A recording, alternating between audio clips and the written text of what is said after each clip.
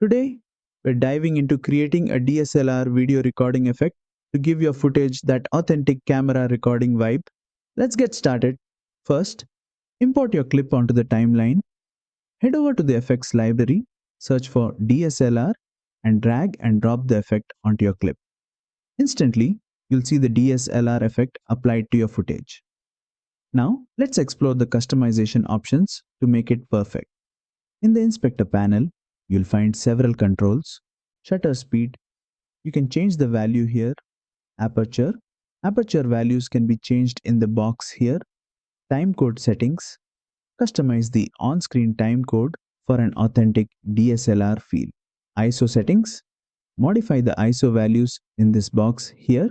You also have the option to change the colors of the text and overlays to fit your style with the available options here. Adjust the opacity of the recording button and other overlays for a subtler or more prominent effect. Battery percentage, use the slider to tweak the battery level display to add a realistic touch. And that's it.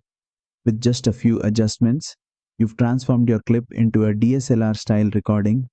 If you enjoyed this tutorial, don't forget to like, subscribe, and hit the bell icon for more creative editing tips.